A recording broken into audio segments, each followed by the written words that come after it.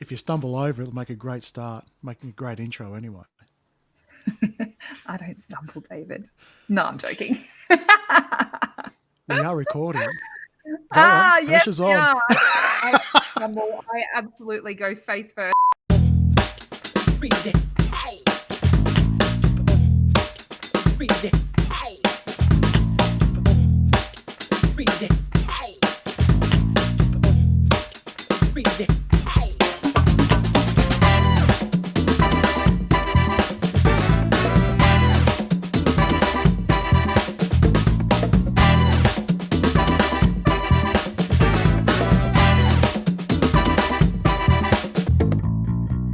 Hello, everyone. Welcome to the Remind podcast, where we combine neuroscience, spirituality, and personal development to help you heal your deepest wounds and transform your life. I'm Dr. Ashleigh Moreland, and I am joined by David Masterton. And today we are talking about dissociation. So, And Dave, that's how you going? that's dissociation, not disassociation, which is what I've been saying for God knows how long. So everyone out there, dissociation, no in it, no It's okay. disassociation. If you But say I'm going, disassociation, we'll forgive you. It's all right. yes, it's a very welcoming podcast, this one. So I'm glad to hear that. I'm doing very well, Ash. Dissociation. Very Yes. keen to What do you explore know this about one. dissociation? I want to start with that. Funnily enough, it's been something that I haven't really paid too much attention to, but it was pointed out recently by one of my good mates, especially when I was trying to explain, and I wasn't explaining it very well, that it was sort of like as you sort of go through a healing journey, things shouldn't affect you. You shouldn't be triggered. And my mate said to me, I'm concerned that you're not necessarily feeling what you need to feel. You're potentially dissociating. And I sort of went, interesting. Because I thought that, I understood the word. I thought there was an in it. But anyway, dissociating. But anyway, and it got me sort of thinking, okay, to be to be able to be doing the work, you shouldn't be triggered at all. But then that got me thinking, is that actually right? You got to feel your feels. You got to be able to go through these type of things.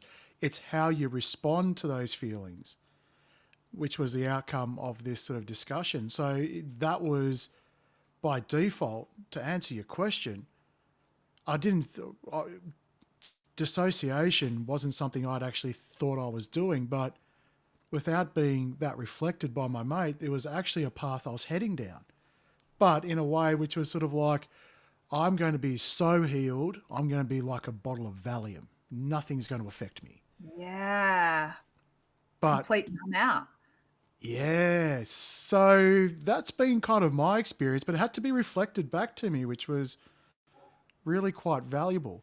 But what I was trying to say, and again, I do think that it needed a lot more work in what I was saying, was no matter what happens, no matter how I feel, I'm not going to allow this feeling to change my direction, to influence my decision making through the fact I don't want to feel this pain again or things like that. So, but it helped me really realize, feel the feels, be at the bleeding edge of your feelings, and don't be afraid of it. Yeah. But I love if I that. hadn't had that, it would have just been Numbville or Middleville. But with all what I thought was the best intentions. Yeah. That's massive. And I know in the last few episodes, we've been speaking a lot about the mind-body connection and things like that. I think I have spoken about our stress responses, so fight and flight and freeze. And really, there is a very close relationship between dissociation and a freeze response. So, at the extreme end of, if you think about fight and flight, when we are in fight and flight, there's a part of us that still believes we have a chance. Like, if you have, imagine that you're in the Amazon jungle and an animal is chasing you. your options are to stand and front up against the animal and fight it off. The other option is to run away from the animal. But both of those options, you still feel like you have a chance. Whereas a freeze response is almost like we've given up hope. A freeze response is where the onslaught of fear and the onslaught of stress on our nervous system has been so significant and so painful that our only answer is to then numb it out, because it says we can't make it stop. I can't fight it to make it stop. I can't run away from it to make it stop, and it's not going to stop. So my only option is to numb it out so that I can survive it, or basically wait to die, which is pretty gruesome, right? So when someone enters a freeze response, that's when they can start to experience dissociation. And so when someone's explaining symptoms of dissociation where they completely zone out, people who are experiencing dissociation might have really poor memory. They won't remember people's names. There'll be certain situations, really, really common in social situations, where there's a big onslaught of sensory information that just floods the system with stress hormones. And people dissociate because it's almost like the mind and awareness just completely leaving the body, because the body is such an unsafe place to be. Interesting. It's so massive. It's a way to mentally escape. It's a way to disconnect from the overwhelm or the dangerous situation. Now, would you apply that sort of same thinking, like you've mentioned, about forgetting names and things like that? Because I'm chronic at forgetting names. Like, I will meet 5 people, shake their hand, they'll hear their name, I'll even repeat it with the attempt to remember it, and at the end of that situation, I've forgotten. I'm like, but I'm not afraid to sort of say, I'm useless with names, sorry, what was your name again? So I don't think that, in my mind, that in itself is a dissociative thing. But when you think about a situation and you can recall it, just like I recalled that person's name to repeat it to them and then forget later on, if we apply that into, say, an event, a traumatic event, where it happens and say you freeze, or you do whatever you need to do to get through or to survive the situation. You either run, you fight, you freeze, whatever it is. But then when your memory is quite fresh from the experience, you can remember a lot. But then you find that very quickly, as time goes on, you start to lose. What happened again? Then it was then and then, because like when you try and recall it to someone, they say, what happened?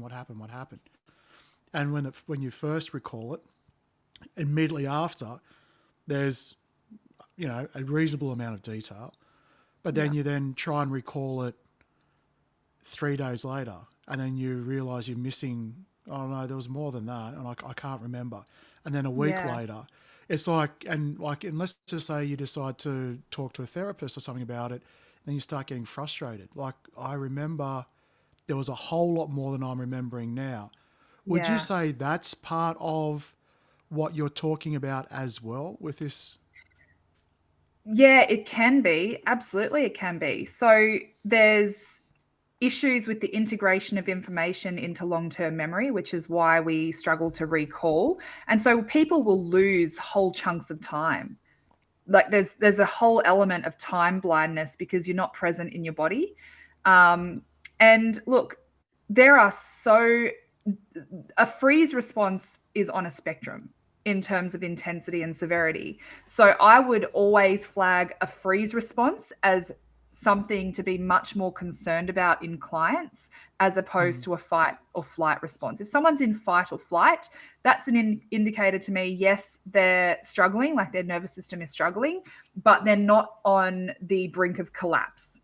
Whereas when someone's pushing more into that freeze territory, where there are some of those behavioral indicators and there are some of those things going on, then that tells me that their nervous system is so overwhelmed and so much exceeding capacity that they're on the brink of a nervous system collapse. So in neurological terms, that would be called dorsal collapse. So on the absolute end of that spectrum, there's a phenomena called depersonalization and derealization.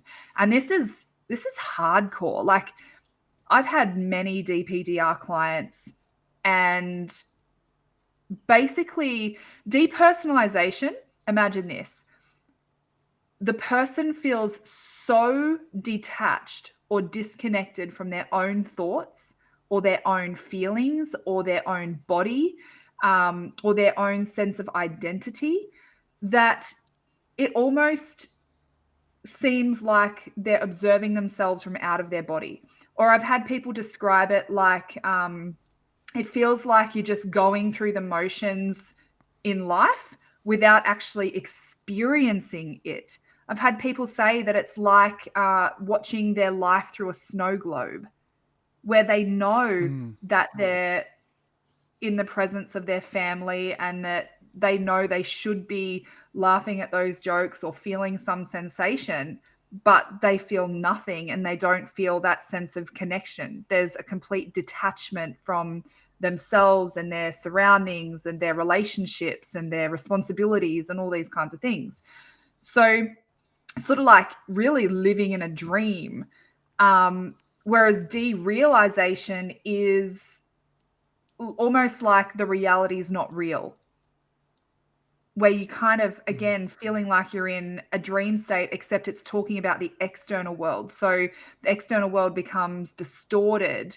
It might seem like you could know you're in a really familiar or common place, but it feels completely unfamiliar to you. The environment might seem like foggy or hazy. Colors might be distorted or not as bright. And so once you're getting to that extreme, where even the way we perceive our existence in our own physical body or perceive our body's existence in the external surroundings, that's basically as extreme as it gets. And the manifestations behaviorally of the things that you just mentioned, as well as many other things, is phenomenal. Yeah, so it's almost like you got that extreme dissociation where you can really sort of go, crap, I feel as though I'm not myself. I feel as though there's a disconnect, like there's wow, like at one end. Is it fair to say there could be that sort of creep effect, which I explained earlier on, where you're sort of going, well, I need to feel nothing to be fully healed. That's one thing. Or there could be situations where you realize no matter what I do, I can't control this situation, right? I can't fight it. I can't run away from it. And so I need to survive it. But because, you know, when you sort of say the freeze response, it's not like deer in the headlights. I'm guessing it doesn't always show up that way. It could show up where it's sort of like, yes, they're still talking. They might be smiling. They might even be laughing or whatever it is. But in the back of their mind, they're going, all I need to do is just get through this. Yes. Because and in their body, they're numb. In their body. So they might be laughing, ha, ha, ha, ha, out loud. But in their body, they're not feeling the joy that would typically, in a healthy mind and brain and body, the joy or connection that would typically be linked or associated with that external laughter. Yeah, with something funny. Yeah. So all they're thinking is, I just got to get through this. Yeah. Like, and so apply that to a relationship, right? Like how I see this really commonly in relationship, where when people are both chronically dysregulated, so let's say both partners are chronically dysregulated, they can go through the motions of doing all the couple things. They can have dates, they can have conversations, they can, you know, navigate running the household, they can even have an active sex life. But that is an example of going through the motions. It's like life is on autopilot. And when life is on autopilot, you are not present for the experiences. And so people will say we're doing all the right things, but it's not about I have a workshop that I present called well-being versus well-doing. And that is the fundamental difference, because doing all the right things is not the answer. You need to have an awareness of how am I being while I'm doing this. So what's the point in having mechanical sex when you're not actually able to be present and feel emotionally connected and have that sense of safety and presence in that moment? You can't have intimacy without that sense of presence and connection. So sex outside of that is basically mutual masturbation, and that's it. And So I mean, even like, yeah, I've got to say, that's a massive one. When people do have sex or make love or whatever, are they actually doing that, or are they doing it are they doing it because they want to, or are they doing it because it's out of obligation? You know, if I don't throw the dog a bone, right, is he going to get annoyed? Is that something that we need to do because, you know, I've already said no 3 times or whatever it is? But even like if you wind it back from sex and we sort of go into and we come back into intimacy, and we even go one step back from there. Because I remember being a culprit of this. It's when you first meet someone, you go into a relationship and you tell them for the first time, I love you. It is a big damn deal. Now you then fast forward to however long it is, and suddenly if you're talking to them and you don't say at the end, I love you, something's wrong. So now you actually got to a point where it's sort of like, well, I have to say this because it's now routine. It's now, as you said, habitual. And if I don't say it, oh shit, something's wrong. Well, even though the meanings left the building years ago. And it's a bit like and again, I've been a culprit of this as well. It's like when you say goodbye to your partner or your wife or your husband or whomever, you give them a kiss. Right? At the start, that meant something. Like it really did. It's like, I can't wait to connect with you physically on the lips, to feel the sensation, to have the touch, to express that. And then it turns into well, again, I have to do it because otherwise something's wrong. But there's no more meaning behind it. Exactly. And you know, the number one reason, think about daily life, right? So our nervous system is responding to every circumstance and situation that is happening, both within our own bodies, within our own immediate world, and also within the world at large. And so when you think about quite often the families that I work with, the couples that I work with, even individuals who are experiencing freeze responses or dissociation, it's not even big traumas. It's not even like, oh, they cheated on me, or, oh, we had this big conflict.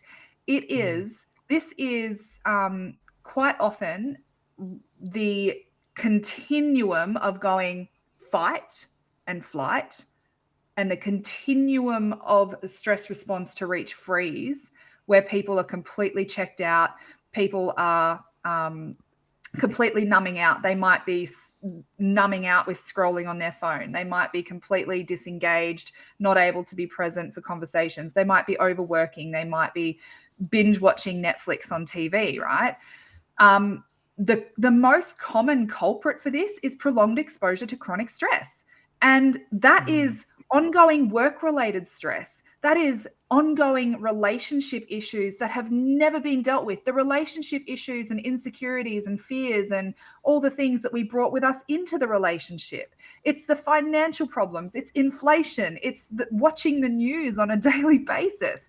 For women in particular, it's caregiving responsibilities, having to be constantly needed, and having particularly sensory.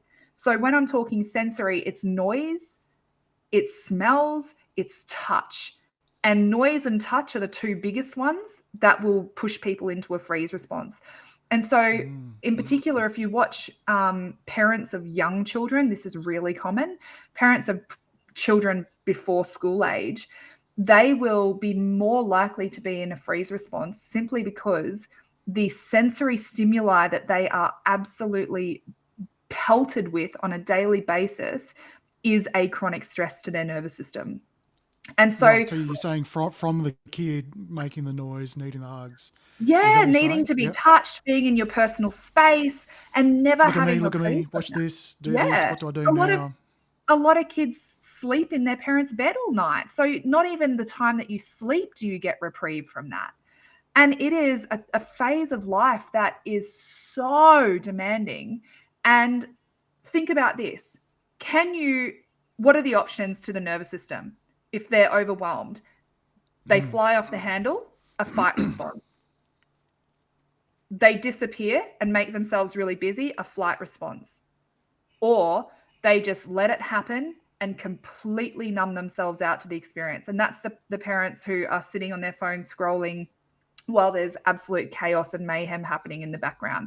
That's the couples who are sitting on the couch at the end of the day, sitting there binge watching the TV because they're so burnt out that they don't even have the energy to engage with each other at the end of the day and actually be present and connect. So freezing and numbing out is just a mechanism to conserve energy and protect ourselves, basically, while we wait to die. That's a extreme end. Sure, sure. But is But you it can one of those still, things? Yeah, is it one of those things where when you start to do this, that in small amounts, yes, that's quite good, because if your brain soaked in every stimulus, you'd go crazy. So you need to sort of block and things like that. So having some small portions of this, would you say, would be healthy? But it's when it gets to a certain point where you seem to be numbing out, pick a percentage, right, of everything yeah, that's going significantly. on. Because otherwise, do people know they're doing it? No. It's generally completely unconscious. And then when it's brought into awareness, there's a huge shame response. And the shame response is met with ego. So symptoms of the ego are justification, defensiveness, attack, all these kinds of things. So But and what about the other parts? What about the other parts of shame? Just to jump in yeah, there. That, what if someone starts to look at these things and start to go, they're not sort of attacking, but they're more like they're disappointed, they're shameful, they think there's yeah, something wrong with themselves. yeah, It's why can't I remember? I want to be able to process yes, this, massively. and I can't. Why can't? It's like, is there something wrong with me? Absolutely. And my answer to that, the reason that this work is so beautiful is because when you can understand the nervous system and how the nervous system is working for you, it means that you're not the problem. It actually means there is no problem. There is only solutions. It's just that the solutions that your nervous system has come up with in order to protect your survival are impacting our lives in a very significant social and emotional and relational and financial way. Because look at a freeze response. When someone gets to the point of freeze, quite often, and this is another amazing part of this, right? I've had clients. I had a period of time where every single client that I had worked with had financially recovered the cost of working with me and more within about 2 months, because I always find this, and I've spoken to other practitioners who see that they get clients in clusters. So they'll get clients who all seem to have the same issue in this particular cluster. And I had this cluster where I was getting a lot of clients who were in a freeze response. But thinking about a freeze response when they're completely disconnected, they're disengaged, they couldn't get off the couch, they had no energy left to actually do life, to actually do the things that would generate revenue in their home, in their lives, in their businesses, or whatever it might be. And so when you can regulate that nervous system, and just surviving a day in our life wasn't so stressful that it pushed us over the edge into a freeze survival response, guess what? They were able to get up out of bed. They were able to actually be regulated and have executive function to perform the tasks that needed to be done and prioritize things. And that's life-changing. But the reality is this is a day-to-day, moment-to-moment adaptation and flexibility of our nervous system to always be responding to those threats. So my first thing, Dave, like what you were saying is it a good thing? Yes, it is. It is always a good thing, even when it's ruining our lives, because it's the only thing keeping us alive, first of all. And I think if the one thing that people could take out of this is the message that the problems in your life are only there because they're solving a problem. So the problems are the solution. This freeze response, dissociation, depression, anxiety, it is all a solution of the nervous system. It's just doing a terrible job. Interesting. As you were saying that, dissociation, is it the absence of connection and capacity? Connection with other people, connection with yourself, and capacity because you've got no capacity left because everything that's coming in just feels overwhelming. Yes.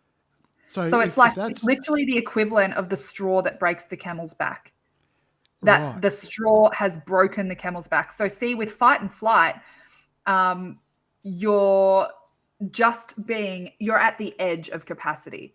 So you're getting defensive, you're still reactive, but for fight and flight, you need to have the energy in your body and the capacity in your nervous system to engage in that fight or to engage in running. But what happens if you have run and run and run and run and you've got no energy left? You cannot run a single minute more, but the threat is still there. I'm about to say that you're still being chased. You're still being chased. All of a sudden, you don't have energy anymore. And so what's your only option? Is Freeze. to flop. Yeah. So when you think, so if we think about sort of the freeze or the dissociation connection with the freeze, and we say it's a lack of connection in total, and that's by design because there is no capacity, right? Yeah. So, I would only tweak that in saying that lack of connection, from my perspective, lack of connection is more a consequence of a freeze. And lack of connection comes from any stress response. If I am picking up that your behavior is a threat to me, or even your existence and presence is a threat to me, and I fight you or I run away from you, that's still a threat to connection, right? Because if we're fighting, we're not connecting. If we're running away from each other, we're not connecting. So lack of connection is a product of the stress response from my perspective. But they're super closely related. Yes. Yeah, because I'm guessing when I say the word connection, I'm saying it in its purest, most positive form, which I suppose what you're sort of saying is because, like, I'm guessing if I was to be in a state where I'm freezing, I'm not finding any connection anywhere that is positive and filling my bucket. That's kind of the connection I'm thinking of. Either when it's internally with me or whether it's with somebody else. Because if I can find some positivity somewhere, if I can find a connection within me or with someone else, something major happens, I can still process outside of that, which I think is probably, I'm getting ahead of myself here, because I was going to say, when you're in this place where you can't connect with people, because I see connection as something that if you can connect and process with someone, you are absolutely going to find some capacity. That for me, it always moves the needle in a positive way. As in connection increases capacity? Well, yes. Yeah, yes, absolutely. But in a positive way, not just sort of any connection, but it's like a connection that you can feel safe, you can feel seen, you can feel heard. Has to be safe and authentic. And that's when I talk about, if I talk about, or I think about dissociation and freeze, you're not finding that connection, not just any connection as a transaction, that connection where you feel safe, you feel comforted, you feel all of that. So, because really, I was just going to say, in extension of that, like I said, dissociation and freeze is a continuum. And I think we can't lose sight of that. Because if we are pretty early in our reaching capacity and overflowing, we will have moments of dissociation, and we will have, we can come in and out of dissociation.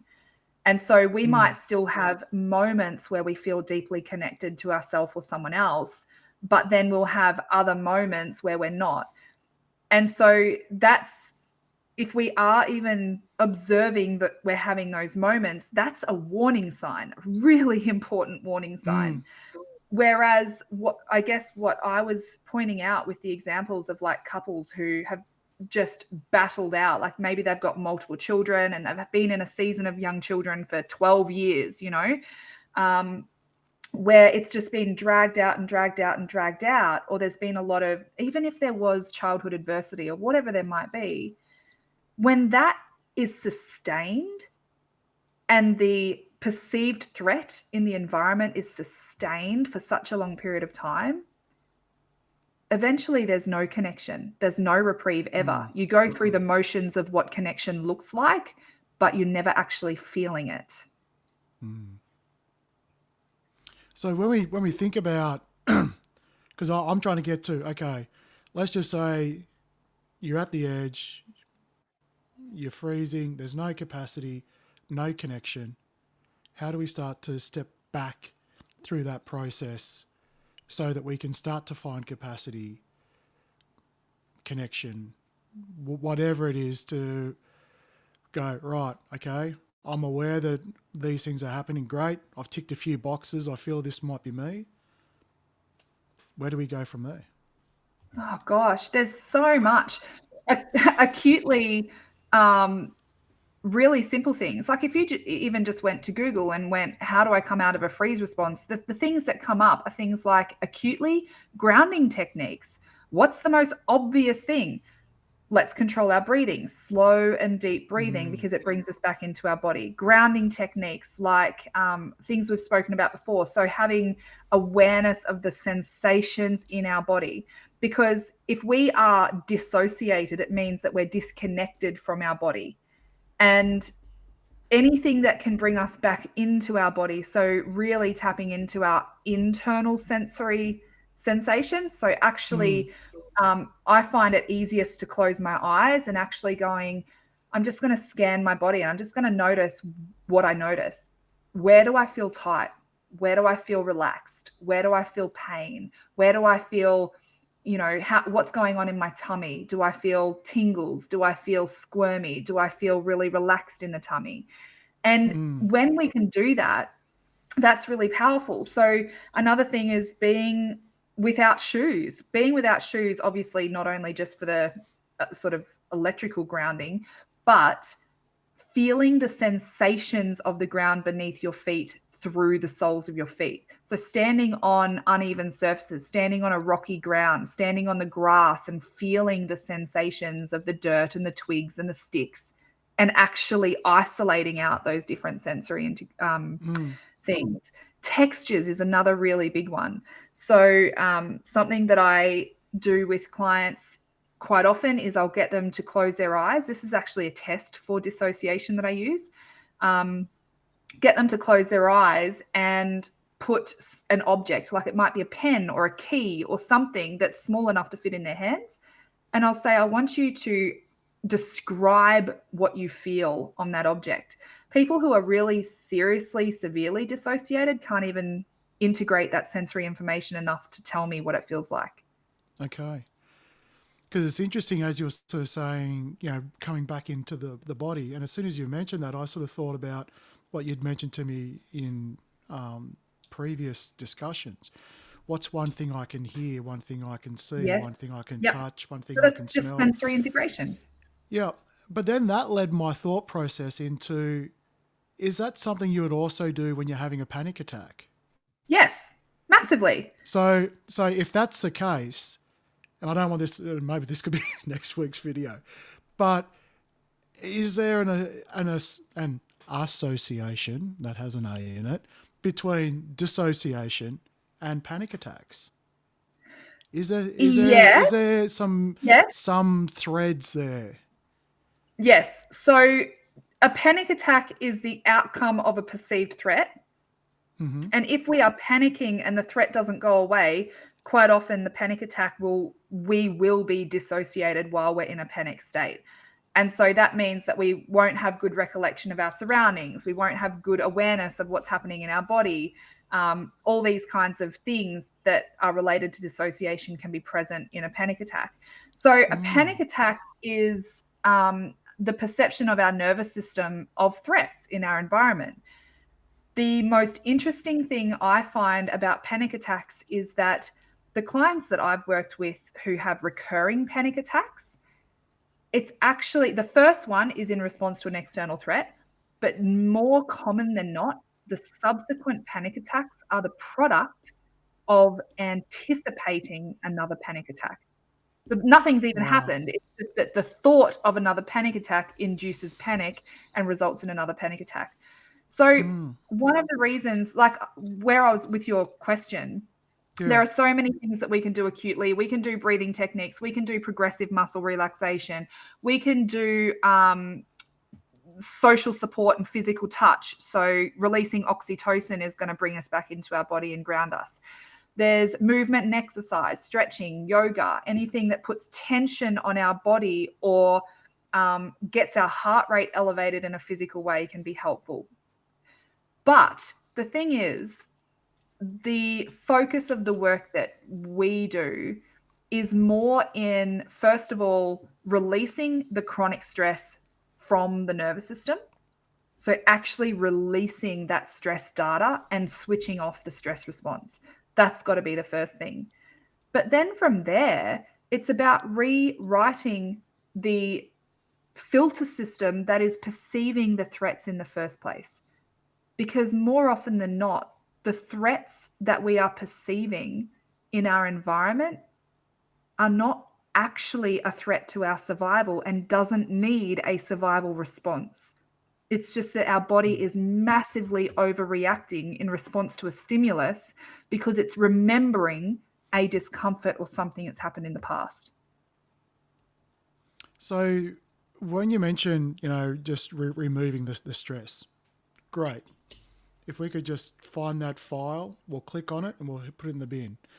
But for dissociation, am I right in the fact that you might not even know if something has been long enough that it's sort of like, okay, I'm having this response, but because I'm so dissociated from it, it's almost happening either it's normal for me to be, this situation or whatever. I've put up with it. I'm tolerating it because I always have for the last however long. And so therefore it's not really a problem. I've dealt with it for 10 years. Why is it now suddenly a problem? Or it could be that it's so chronic that it's sort of like, is there better than this? Yes. But the body, that's a really important point. Really, really important. There's two things. The first thing is I want to clarify that when I say eliminate stress, I'm not necessarily talking about eliminating the stressful situation or eliminating the stressful whatever. I'm talking about the actual stress data that's stored in the body. So this is going back to mind-body stuff. So through a whole heap of mind-body... Are we talking about... like processing trauma? Is that what you're sort of talking about? Yeah. So trauma, Gotcha. Think of trauma not so much as an event, but think of trauma as anything that my body has had a fight, flight, or freeze response to. It's just had a stress response in the body. Then it's not up to us to judge whether or not something's traumatic. It's traumatic if our body has decided it's going to have a stress response. That's it. That's as simple as it is, right? So the point I was making with that particular comment is that the problem arises when our body starts having stress responses to things that are not actually going to kill us. Like if you said to me, Ash, your hair looks absolutely ridiculous and you should not wear your hair like that. Whatever you do, I do not want to do this show with you while ever you're wearing your hair stupid like that. Yeah, that's not going to kill me. At least just wash your hair. I mean, that's I don't think that's unreasonable. That's not going to kill me though, right? No. But if I have a hurt, if I have a wound within me that fears people's opinions, fears their judgments, fears that I need someone to accept me and to validate me and I have to please them, that comment is going to cause a stress response in me. And so the stress response is a product of something that is an underlying fear, not because of actually what you've said and because that's a real threat. So when I say that we have to resolve the stress, I'm not saying that, oh, my kids are stressing me out, so let's get rid of the kids. We unfortunately can't do that. Not unfortunately. We fortunately I was going to won't throw in a do that. joke. I was going to throw in a joke, free to good home, but anyway. But I guess what you're saying is, instead of tackling the things head on, right? If this person's causing me issues, if this situation's causing, I can't stand work.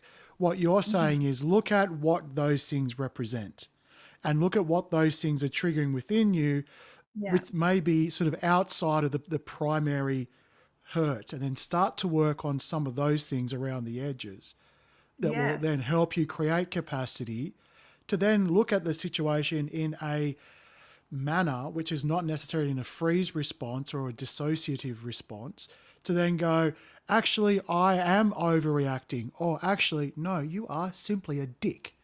And I'll wear my hair whichever way I like. Yes. And so Right? do you see the difference with fight and flight? We still have an element of power. I feel powerful enough to fight you. I feel powerful enough to run away from that threat. Freeze is powerlessness. It's giving up because we are complete victimized and we have no power. And so, you go. I was just about to say, for me, this is a big one. For me, whenever I used to think about freeze, it was literally the definition of freeze. Can't talk, stuttering, no cognitive awareness, can't move your feet, can't move your hands. It was like literal freeze. But the ability to sort of still look as though you're in control while your nervous system's in that freeze environment. Because I think it's really important that when you can start to sort of go, or at least have awareness around, I might be freezing, even though I can still move my eyebrows. And for those watching YouTube, this is an inquisitive look for me. You can still without laughing. You can still make somewhat decisions, but all of those decisions is what you're saying is coming from a powerless perspective, simply to survive the environment, the incident. 100%. And then, and this is going to be, I'll take that one step further. And then when you tell someone about it, they go, why didn't you just say no? Yes, exactly. Why do you, and why? This is exactly my point. So what you mentioned, what if people have no awareness of it because they've been in the situation for so long, they're numbed out, whatever. My hope is that by explaining to you some of the behaviors that might point towards freeze or point towards dissociation, that is helping you to self-identify. That's helping you to sit there and go, oh my gosh, I do that. I completely disconnect from my kids. Like, I will completely zone out. If you're zoning out, guess what? This is you. If you are completely numbing out, if you're relying on substances, if you're relying on social media, if you're relying on these things to numb out, you're in a freeze response. You're dissociated. And so that is not I was going to say that realizing that is not a problem. That is the most important thing, because it's then being able to, and this is why the merging and coming together of therapy and coaching is so important, because unless you can actually process the stresses and the trauma at a mind-body level through therapy and through coaching, be equipped with, well, what words do I use to even say no? How do I phrase that? How do I say it? When can I say it? Do I have to keep saying it? Or do you have to feel it first? Do you have to have that? Yeah. How do I know when to say no? Because if you're constantly used to being in a stadium where concerts are constantly going, then hearing a drill go off is not a big deal. It's not that loud. Yep. But if you're constantly living in a rock show or a Taylor Swift show, because Taylor's coming down to Australia apparently, and you're constantly being bombarded with all this noise, right? And that's normal for you. And that noise is being impacted on your nervous system. And then suddenly you go to a place where there's a loud car that goes past, you're sitting having coffee, and everyone around you goes, God, that's loud. And you're going, please, that's nothing. Right? 100%. It's sort of like, it's sort of realigning what is normal. What's normal for you may not be what's normal for your nervous system. Yeah, 100%. And it's about familiarity. So the nervous system, according to the nervous system, certainty is safe.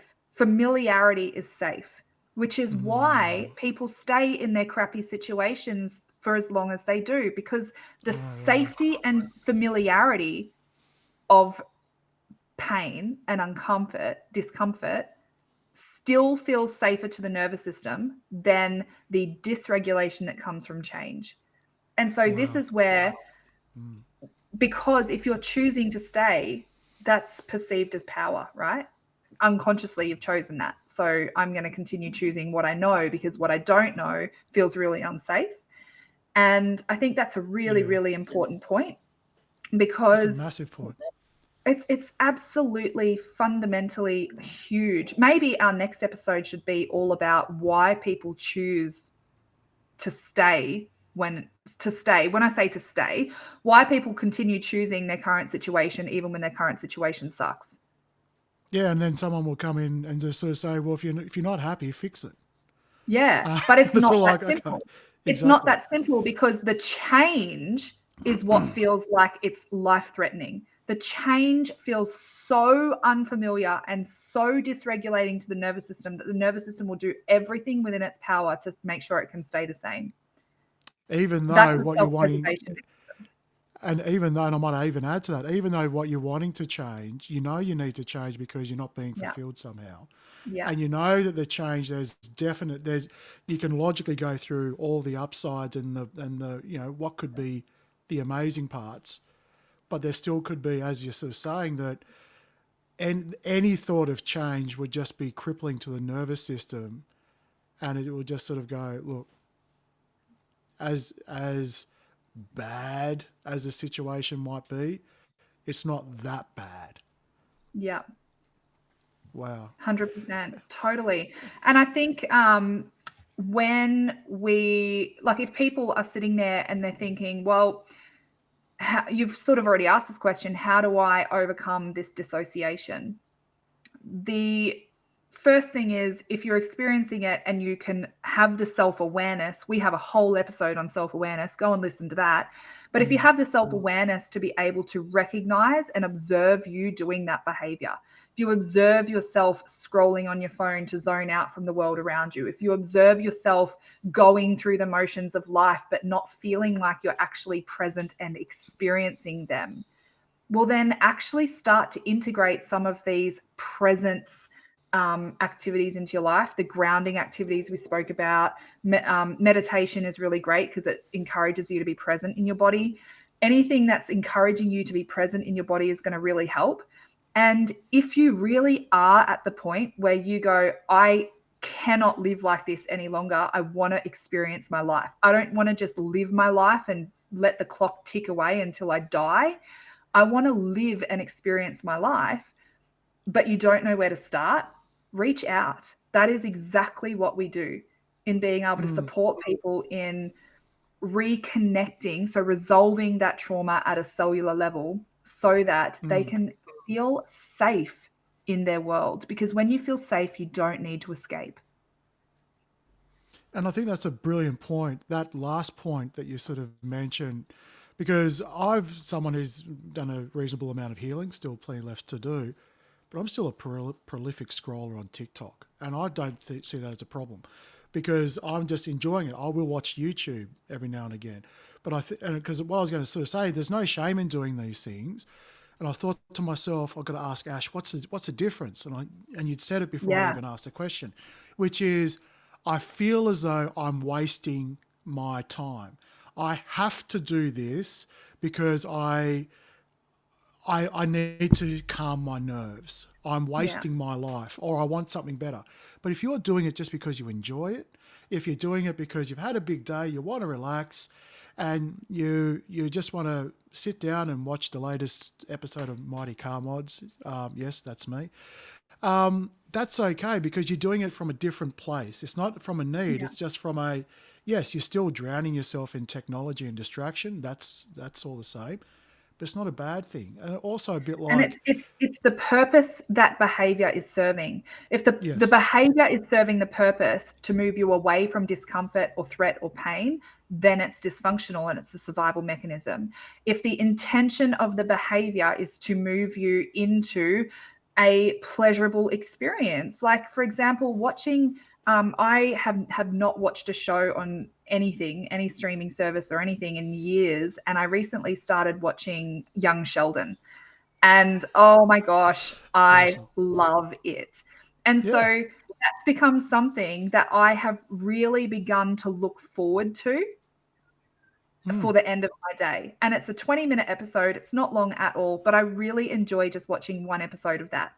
But if I had life that was really stressful going on around me and my kids, there was, lots happening in my world, and I went to that and I watched episodes as a way to avoid that chaos, or as a way to avoid the responsibility, or as a way to drown out that noise, then that's a survival mechanism and it's not serving you. Yeah, and I guess like the difference between dissociation and being at peace, right? Yeah. The dissociation can feel numb, but being at peace, you're being still and you're actually enjoying that there's nothing going on. And again, it comes back to how did you get there? What was the intention of being there? Is it because I have to survive, or I'm doing it because I'm simply at peace? Yeah. So these are this is really cool. Now you mentioned what we should do next week. That sounded pretty good. Why do I'll have people to- stay in their situations when they're unhappy? Okay, I think that's an extension of what we're talking about here. That's a great one, because a Yeah. lot of people will be very judgmental of other people. And for those watching on YouTube, you can see I've got my hand up. I have been that person in the past. Yeah. If you don't like it, fix it. If you're unhappy, move. Yeah. If there's a problem, just do it. And so when people come at you from that point of view, it's very judgmental. So it really can trigger that sort of shame and like, am I good enough? Why do I put up with it? But if we can explore that, because I'm not that person anymore, but if we can explore that so that people can sort of go, it's okay. Yeah. Yes, you can And want better for yourself, but there might be other things you need to process first, as opposed to just trying to run at the main problem to start off with. 100%. And you made a really great point. Like when someone says, well, why don't you just say no? Or why don't you just leave? Or whatever it might be. When we apply this to business and we apply this to the workplace, it's huge, because it's the difference between, so the nervous system regulation and dissociation stuff is capacity. We're talking about, do we have the nervous system capacity? That's therapeutic. When it comes to capability, that's coaching. So within a workplace environment, someone might have some behaviors that's negatively impacting workplace culture, or they're not being productive, or they're missing deadlines all the time. When we have this level of awareness and understanding of what drives human behavior, workplaces completely transform, because we can tease out, is this a capacity issue, that the person actually doesn't have the capacity to do what we are asking them to do? Or is it that they have the capacity, but they don't have the capability because they don't have the technical expertise? And so this is why a one-size-fits-all professional development program for workplaces generally doesn't work, because for some people, they know what to do. They just don't have the capacity to do it. And this is common for people with ADHD in the workplace, right? They know what they have to do, but struggle because they don't have the cognitive capacity or the executive function capacity to do that task or to meet that deadline or whatever it It's might just be. boring as hell for them, or there's, I'll leave Yeah, it to the last minute. But exactly. you talk about workplaces, right? You talk about performance. There's a whole new level when it comes to trauma in the workplace, harassment, abuse, how then these type of things then feed into, if you're sexually abused in your workplace, right? And you get into this sort of dissociation. And then people go, well, why didn't you just say no? Why didn't you just do this? Why didn't you just do that? It's sort of like then you feel as though you just have to push through it, even though the body's not necessarily ready to just bloody push through it. But that's maybe an expectation. So this is maybe something we can circle back to. But 100%. love this one, Ash. This has been a Me great too. one. I get to the end of all our episodes and go, wow, that was deep. Wow, that was know. huge. That was massive. Loved And it. we're completely unbiased as well. We don't just say it because it's our own show. We love all of our Remind episodes. 100%. Anyway, click the subscribe button, guys. There's going to be so much more in continuing this conversation. Go back, have a listen to the earlier episodes because we've covered so much that's relevant to this. We've covered identity. We've covered fear of rejection. We've covered people pleasing and perfectionism and all these amazing things that will feed into this. So get a nice holistic snapshot of what we're about and start learning who you are and breaking free from that. Absolutely. And do comment on the videos about what you'd like us to talk about. We have had a suggestion already on our last video about how do we train our minds to come back to the present moment. So we're going to put that in there as something we're going to circle back to in the upcoming episodes, because that's really important, because coming back to the present moment, as painful as it can be, will create capacity. Because to be able to get to the moment, you're going through the process of processing something. But I think next week's going to be a great episode. Ash, your hair's looking lovely as always. Don't ever change it. Never. And I feel very shiny. So my hair's looking great as well. And I will catch you next week. Yes, you will. Thanks for joining us, everyone. Take care. Thank you. Bye-bye.